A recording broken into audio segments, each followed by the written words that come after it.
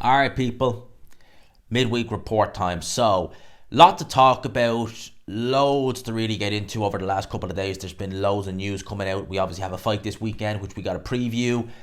I think we'll kind of go from like the start of the week till now, and I seen this break. Honestly, like this right here, just reading it, you read it, you're just like, what the f. Roy Jones Jr. has confirmed that he has in talks with Tommy Fury, and they have their respective ages, by the way. Roy Jones 54, Tommy Fury 24, 30 years. Brilliant. He's old enough to be his dad. Next in an exhibition. Well, the exhibition I'm kind of a bit more okay with as opposed to a proper fight. If it was a proper fight, good lord. He says, we're in talks being negotiated. Tommy is inexperienced and you're 54. And that balanced out by my experience. You're 54. Anyway, I'll say that I'm about 75% sure this exhibition happens. Well, I hope it's zero. Even an exhibition, I don't want to see that. I don't want to see Roy Jones in the ring. Period. The guy has been knocked out viciously a lot over the last few years. Well, over the last 20 years. It was 04 when he lost to Tarver. And since then, the chin's never been... Well, maybe his chin was never the best because no one hit Roy Jones at his prime. I mean, he was a freak. Freak of nature in his prime was Roy Jones. When you look at... Go back... I remember the first time I seen a highlight clip of Roy Jones. It might have been about 10 years, maybe more ago. And I'd heard the name Roy Jones, but at the time I was only really getting into boxing. And I knew he was a guy who was prone to getting knocked out. And when you see the highlights of Roy Jones, you're like, it's not possible. These have to be edited in such a way because there's no way someone could be that fast, that athletic, that powerful. And you're like, oh, it is.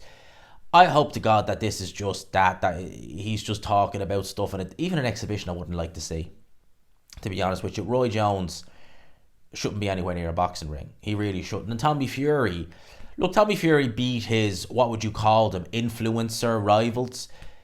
Is he serious about boxing, or what is he going to do? Or is he just looking to, pose in the weight room again? Because that seems to be what he's doing. If he is serious about making a career in boxing, I don't think he'll be particularly successful. Then he shouldn't even be entertaining Roy Jones versus you shouldn't even be entertaining him fighting Roy Jones. I watched Hatman's video on this, and he was talking about the only kind of real kind of fight that he'd like to see is Mike Tyson versus John Fury. I was like, take my money, I will watch that fight. I would expect Mike Tyson to absolutely take John Fury clean off the ground, but I would still, the entertainment factor, everything, the build-up would be just tremendous. That's the one kind of fight where I'd be like, seeing two old guys fight, Mike Tyson, John Fury, let him at it. I'd make Mike Tyson firm favourite now. Firm favourite. Well, you never know. Let's wait and see. Now, I'm only going to touch on this very, very briefly because it's not something that I watched it once, and it's not something that I particularly want to watch. And it's obviously Clarissa Shields getting dropped by a guy, what's his name? Arthurs. I can't pronounce that last name. In 2018. I don't want to see a woman get dropped by a man. I certainly don't want to see any woman fight a man. Certainly don't want to see that. Sheilds is a very deeply insecure woman. Deeply, deeply, deeply insecure.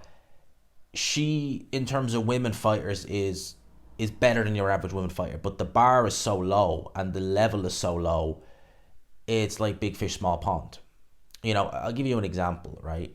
If you look at darts, the darts obviously is very different, there's not a male darts league or a female darts league. It's just whoever, anyone can pick up and play. For years in darts, there was the PDC, which is still active. And then there was the BDO, which stands for British Darts Organisation. It is a Mickey Mouse. It would be like, imagine Matchroom or Queensbury putting on a show, right? And then, not even Sky, not even Bench. Imagine a small hall promoter you've never heard of saying, I think our show was better. And it's not even in the York Hall, it's in some crap leisure centre where there's empty seats. That's basically what it's like. And it's like big fish, small pond. You could be good in the BDO, but you're playing, You know, you're playing a guy who throws a dart with one hand like that, and the other hand like that. Yeah, as long as I'm on the right hand side of the board, I'm all good. I'm screwed if I have to go for the left hand side, because your guess is as good as mine what I might hit. That's basically what it was like. And I think Shields is insecure with it. She keeps talking about wanting to fight term and this, that, and the other. I don't want to see any of that, because she'll get seriously hurt. And whatever you may think of Shields, I think she's a terrible human being. Awful. I don't want to see her get hurt. That's my thoughts on it. You know, I just, you know, I don't want to see that. I don't want to see a woman get knocked out by a man. And I really have to question the people who do. I don't want to see that. No way. That's my thoughts on it. In terms of some good news, I seen this. Chris Mannix was talking about this. Teofimo Lopez, Subriel Matias in talks for June of next year. Lads. Oh boy, oh boy, oh boy. That could be a hell of a fight. That honestly could be. Honestly, like I am hoping and praying Subriel Matias can get a big fight, because this guy is tremendously entertaining. He's great fun to watch. Everything about this guy screams box office. His resume, it might not be a who's who. 4 of his last 5 opponents have been undefeated, and they've been kind of in that who needs him kind of club. The kind of guys where you don't really know how good they are, but you wouldn't want to fight them unless they were in a mandatory. You wouldn't take a voluntary against Ergashev. You wouldn't just randomly take a voluntary. You'd have a mandatory forced on you. Stuff like that. Jeremiah Ponce, how good was he? You know, he beat the living crap out of Lewis Ritson. Subriel Matias making these guys quit. I love it. I think that fight could be so entertaining. If we get the Teofimo Lopez who fought Josh Taylor, I'd favour Teofimo. We get the Teofimo Lopez who fought Kambosos. We are in for a war. Carnage. Absolute carnage. Now, the Anthony Joshua, Deontay Wilder, the Day of Reckoning card will now be a dual pay-per-view in the UK on the DAZN pay-per-view and TNT pay-per-view. £19, $99, £20. Excuse me, £20. Now, me and Dell talked about this last night, and honestly, I'm not aware of this, but has there ever been a dual pay-per-view in the UK? I don't think there has. I think it's only ever been Sky Sports.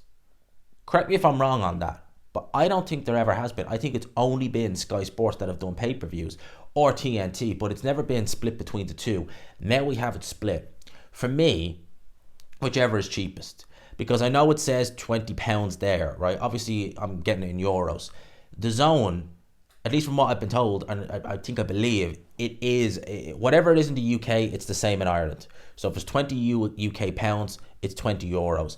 TNT, if it's 20 UK pounds, it's 30 euros. Thereabouts.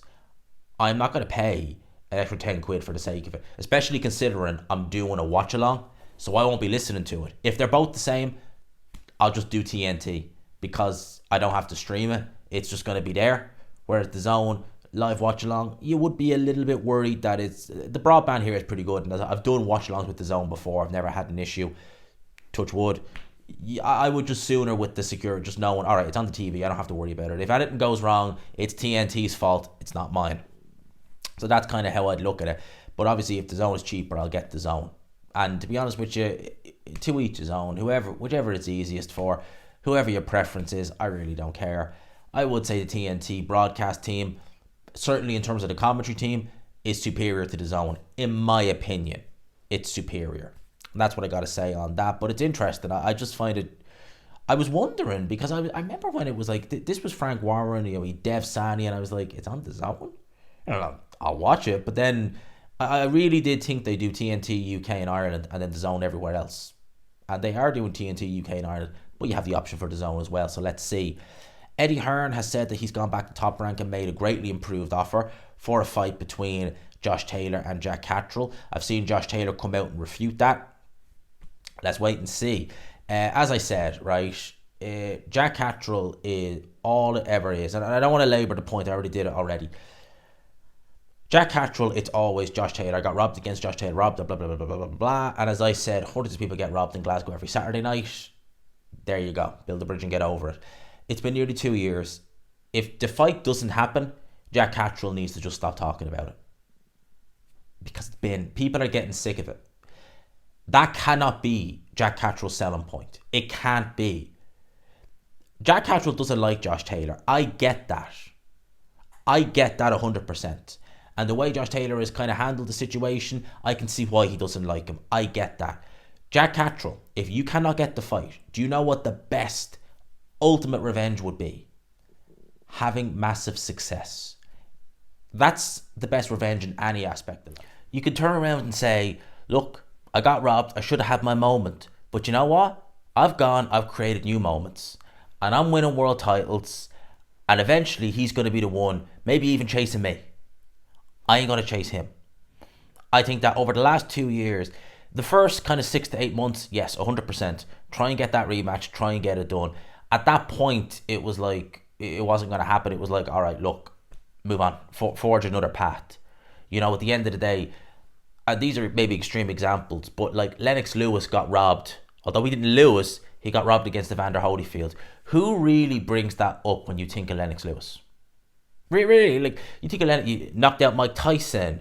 You know, he knocked out Razor Ruddock in 2 rounds. The war with Vitaly Klitschko, Hasim Rahman. No one really mentions the robbery against Holyfield in the first fight. You know, you think of, you know, I can't think of his name now. This guy's name always escapes me. It always escapes me. And the Diego Corrales, the first fight, right? Bear in mind, gone, completely gone. But Mayweather, you know, some would argue we got robbed against Mayweather. Very few really talk about that. It's like Castillo, Jose Luis Castillo, and Diego Corrales. They have these moments that it's almost like people forget about what happened before and they talk about that moment. Jack Catterall, you don't want your moment to be you got robbed against Josh Taylor. Make another one. And don't make that moment define you. And I know you'd be like, gee, that's what I'm saying. If that is your selling point, you need something else. You need to try harder. Because that can't be, you know, every interview. It's Josh Taylor, Josh Taylor, Josh Taylor, Sam Jones, Josh Taylor, Eddie Hearn, Josh Taylor. It's like, we get it. But go another path. If you can't get the rematch, go another path. Do something else. Try and forge your own legacy and have success. That's the best form of revenge. If you can't do it in the ring, do it like that. That's the advice I'd give to Jack Catterall. You know? You can say it's a bit harsh, but like, it's gone on that long. And again, every fight we go and see with Catterall, Taylor, blah, blah, blah, blah, blah. Yeah, it's gone. We've seen it, right? You should have won. It's done now. I've seen this.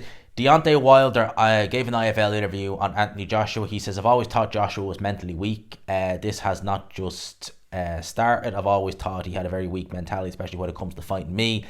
It's no secret. This is the guy who still claims Fury cheated and that he has proof. He's had proof for 3 years now, yet to see it. I'd like to see it, but yet to see it. Says he has proof. Right. Joshua, look, I agree to an extent Joshua isn't the strongest mentally. I agree with that. Deontay Wilder, mentally, Wilder probably does have it a bit more than Joshua because in a way, and I don't mean this in a derogatory way, he's not thinking as much as Joshua. He's not. You know, he literally went missing in action after the second Fury fight. A lot of his fans made up all these excuses and then he just bought them straight away. You know, oh, it was the gloves. Oh, it was the referee. Oh, it was my corner man. Mark Breland was in your corner for years. Has he been planning this to a T all these years, that on that moment, February 2020, that he would get you at this moment? No, they've been planning for all them years. He was in your corner for what? Years. Wilder can't honestly believe it. So Joshua's more feet to the ground than Wilder, but that could be a bad thing. And with Wilder, it's like, you know, he cheated, so that's probably why he's not gun shy. He thinks that in his mind he should still be undefeated. And speaking of Wilder, Joshua, I've done a video on this. I will touch on it briefly here because I don't want to really repeat myself in this video. A deal, Mike Coppinger is reporting this, a deal is in place, or reportedly is now in place, for March the 9th in Saudi Arabia, so long as they win their respective fights on December the 23rd, AJ versus Valeen, and obviously Parker against Wilder. Now, those fights right there, right, are not gimme fights for either of them. And I would not be the least bit shocked if one loses. If I had to pick, which is the most likely, I would say it's Wilder losing to Parker. I would just looking at it, I'm like, that's probably the most likely. But I could be wrong. Heavyweight boxing, never plan ahead if both guys have respective fights. If they make a date and no fights happen in between, you know it's them next year, like, okay, fair enough, it'll probably go. But when both guys have respective fights and competitive fights, you just don't know what might happen. And I worry would something like this happen here. March the 9th, it's early next year. Next year is shaping up to be a good year for boxing. This year's been a good year. Let's build on it. I hope we do. You know, me and Dale spoke about Saudi. How long will we have Saudi? Will the bubble burst? That's a good question. It's hard to say. It's not bursting at the minute. And at the minute, it's giving us the big fights. So if it bursts when we have, you know, lesser fights, so be it. But for now, we're getting the big fights. And to be fair, some people might not like it, but without it, we wouldn't. Without it, I don't know if we would see Joshua going down the IBF road. 100%. We'd see Wilder. God knows what he'd be doing. What other road does he have? We wouldn't be seeing Fury versus Usyk. You know, we wouldn't be seeing it. We wouldn't have a card like this Day of Reckoning cards. We wouldn't be seeing Miller versus Big Pharma. Or Dubois versus Big Pharma. We wouldn't be seeing that. So, while we have a bit like PBC back in the day, you knew them buying up all that network time, getting these fighters like DeGale, Frampton, Lee Selby, others and all. That was never going to last. But you got to enjoy it while you have it. You know, seeing a show on every single week, it seemed like in 2014, 2015, never going to last, not sustainable. We see it now, but got to enjoy it while you have it, you know, make the most of it. So that's that.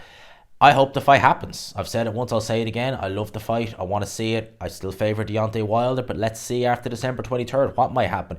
Could it be Joshua Parker too? Let's wait and see. I did see this. This was interesting. Now, this has surprised me. I'm not going to lie.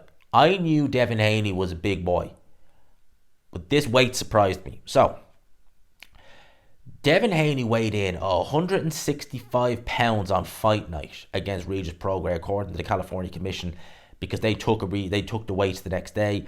Prograis rehydrated to 156, so there was nearly a 10-pound weight difference. 25 pounds. This guy was cutting damn near 30 pounds. This guy is a super middleweight on fight night. And I told you, I did say Haney looked the bigger of the two. Nearly 9 pounds bigger. That's insane. I knew Haney was tight at 135. I knew that. But even I didn't. I would have thought he would have been well in the 150s, not 165. That shocked me when I seen it. I was like, whoa, damn. And you know, HBO, back in the day when HBO were doing boxing, one thing I loved about HBO, I'd say the fighters hated it, but I loved it as a fan, was they used to, not always, and Showtime occasionally would do it as well, but they used to show the next day weight. So HBO would have their unofficial scales. A fighter wasn't, you know, it wasn't like they had a rehydration clause to hit or anything like that, but they'd weigh them the next day just to see how much they'd weigh. I used to love that, because you'd really be like, whoa, he is cutting a lot. Like Floyd Mayweather when he fought Canelo Alvarez. Mayweather, I think, was probably half a pound heavier. Mayweather was like 150. That was a 152 catch weight as far as I believe. Mayweather was like 150 and a half. Canelo was 160 something. And that's small for his standards, actually, when you think about it. Canelo, I think, was the same weight that Haney was at 140. That fight was at light middleweight on fight night. That's crazy. I don't know how they do it. He must be rehydrating intravenously. In fact, he has to be, because that's the only way you could cut that much weight. It's a massive amount of weight, and it's probably only going to get worse, to be honest with you. It just seems like these guys, I don't know how they do it or what they are doing, but they are cutting some insane amounts of weight. It really, honestly, like, that did shock me when I seen 160. I had to stop and think and look back. I was like, am I reading this properly? 165. Super middleweight on fight night, and he's fighting at 140. No wonder he's talking about 147. No wonder. My guy wouldn't be out of place at 147. I mean, a lot of those 147 guys are probably weighing about 165 to 170 on fight night anyway. So, Honestly, I was shocked when I seen that. I really was. I knew he was a big guy, and he looked the bigger of the two in the ring on fight night. But I was really, really surprised when I saw 165. I was like, what? I'm seeing things here. Nope. And I seen the official document of it as well. So I was like, damn, that's insane. Fight this coming Saturday, which I'm really looking forward to. I know many other people are. Is Jesse Bam Rodriguez versus Sonny Edwards. Showtime, Sonny Edwards. Both guys come into the ring with undefeated records. 20-0 for Sonny Edwards, 18-0 for Jesse Bam Rodriguez. Sonny Edwards has now been champion for nearly 3 years. Only 4 stoppage wins. In fact, he hasn't had a stoppage since 2019. It's been a long, long time. Every fight since then has been on points. Some of the fights I've seen Edwards in that I've worried about, I've looked at it and thought, okay, if that's Rodriguez, you're in trouble. One of them was Felix Alvarado, November last year in Sheffield. Go look at the scorecards. 2 scorecards of 115, 113, and 116, 112. What does that indicate? Competitive fight. Alvarado had seen better days. That Mohammed Waziman guy or Wazim guy, he was landing shots on Sonny Edwards, you know. That last fight he had against Andreas Campos, Sonny Edwards is winning these fights, but he's not winning them at a canter, Devin Haney style, 121-08. You know, he had a competitive fight against Marcel Braithwaite, I think is how you say that name. He was down in one of his fights. Was it the Thomas Ebisa fight? I think he was down in that fight. It was one of them anyway he was down in. And obviously he's been champion for 3 years now. So Sonny Edwards is doing well in those fights. He's winning. He's looking flashy. But he's not getting rid of the guys. To be expected, to be fair, at 111 or 112. But he's not winning, as I said, 121-08 on all scorecards. Now, Quadras, that win over Quadras, where Bam Rodriguez stepped up 2 weight divisions, impressive win. But Quadras had seen better days. Knocking out Sora Umvasai or stopping him in the 8th round, that really, I was like, wow. That for me, that was like, wow. You're beating Sora Umvasai, you're doing something right there, because Sora Umvasai is still useful. Israel Gonzalez, that was a good result.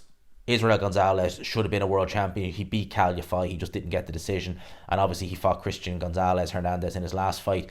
It was something that me and Ade talked about in the run-up to the face-off, where it was one thing, me and him, we met up for a drink and we talked about kind of like little things we could be asking. It was like one thing about Bam that I wonder, does it really irk Sonny Edwards, is that Edwards has been at 112 for a couple of, well, pretty much his whole career. He's won a world title, he's defended it several times. Bam is reckoned or seen as number 1 in the division. He's only had 1 fight. That's got to irk someone like Sonny Edwards. And I wonder, will he fight with a bit of a chip on his shoulder? He says, but you never know. I think Bam Rodriguez, we are going to see a very, very good, very game, very vicious Bam Rodriguez in there. And I want to try and get a prediction out. I might try and force one out tomorrow. But my pick, right, is Bam late stoppage. I think he'll stop Sonny Edwards. I think he might even knock him out. I think he might. It won't be just a stoppage, you know, referee jump. I think he might actually, Sonny Edwards, 9, 10, you're out. A lot of people, it seems the majority are going with Sonny Edwards. And look, Sonny's a good fighter, don't get me wrong. But I'm favouring Bam Rodriguez definitely in this fight. 110%. Some fights that have been announced. Hamza Shearis versus Liam Williams rescheduled for the Copper Box in London, February 10th. I will definitely try and get over for that fight. I know the Copper Box. I know where it is. I've walked by it several times. Happy out. I'm happy to go to that one. Let's wait and see. Devin Haney with the Boxing Voice has said he spoke to Eddie Hearns and welcomes the possibility of a fight with Conor Benn, even in the UK. According to his father, Bill Haney, who insists they are opened on fighting at 140 or 147. And that comes when the Eubank Ben fight is gone, reportedly dead in the water. Kellis Sauerland has said Eubank is now in a final eliminator for the IBO world title. It's Groundhog Day. It feels like 2017. The IBO, the title that you tried to make famous and failed. Not really your fault. No one wanted to fight for it. If you're going to fight for a world title, Eubank, please try and go for one of the main ones. The IBF or IBO is just a joke. It really is. I do wonder what happened with the Conor Benn fight. At the end of the day, right, as far as I'm concerned, Chris Eubank Jr., after what happened in the failed fight when they tried to do it last year, Eubank, the ball's in his court. He calls the shots. He didn't fail any tests, right? So if he wants to make certain demands, you should be bending over for him, in my opinion. Conor Benn, It's his fault this fight didn't happen. He's the one who failed. Well, it was he failed tests. And the board try and pull it. I don't care what way you try and spin it. Well, technically, he failed 2 tests. End of. The fight didn't happen. They tried to make it again. I think Eubank is perfectly in his right to make demands. If he's going to make demands, if he wants the lion's share, he didn't do anything wrong first time. He still tried to make the weight, even after the fact. So Eubank, let's see what he does. Conor Benn is calling everyone out. He's saying Devin Haney. Now he's on about Gervonta Davis. He says he's a little dweeb, isn't he? A little dweeb. Come up to my hip, just a dwarf, wife beater. Keep your name keep my name out of your mouth. He won't come up to 147. I ain't no Mario Barros. He's a little man. Mario Barros is a better fighter than Conor Benn. He's got a better resume too. Tank Davis is 3-weight world champion now. Conor Benn has never fought for a British title. And if Conor Benn, he might be the bigger man, but Tank Davis, if they fought, he would lift Conor Benn clean off the ground. In my opinion. It was my opinion, he would lift them clean off the ground. And Devin Haney, I think, would probably stop Conor Benn too, to be honest with you. I mean, Conor Benn has never fought at British level. He's never fought like the Michael McKinsons of the world or anyone like that. But yet, he's a world level fighter. Based off of what? Beating Chris Algieri? A washed up Chris Algieri? A washed up Chris Van Heerden? And how are those wins tainted? Given the fact, we know what happened post Chris Van Heerden. Obviously in the run to the Eubank fight. So that's what I got to say on that. That's my 2 cents on it. Let's wait and see. Let's wait and see what happens with Ben. Let's wait and see what happens with Eubank. I do think he needs to do better than just, go down the IBO route again. Because that for me is just as pointless. You got a win over Liam Smith, a good win. You came back and avenged it. Part of me worries that we're gonna hear the name Kell Brook, and we're gonna hear the name Kell Brook, Chris Eubank Jr. Sky pay-per-view. That is one thing I really don't want to see. Please God, no. In terms of everything else, I think that's pretty much it. I hope you like the thumbnails. I've been making them myself lately. I'm still trying to learn how Canva works. Shout out to Proper Boxing. He's been helping me out with them. So I'm trying to get better. I know I will get better, and let's keep it going. We're doing big changes on the channel. Next year to move. It's gonna be a good 2024. It's gonna be an eventful 2024. It might even be tricky, but we're gonna have a good year. It's gonna be good. It's gonna be a good year in every aspect, I believe. And we're not even done this year. We've got plenty still left to talk about. But for now, I will leave you with that. I hope you enjoyed it, people. Smash the old like button if you could, and subscribe, of course. If you haven't already, lads, I will leave it there. Peace.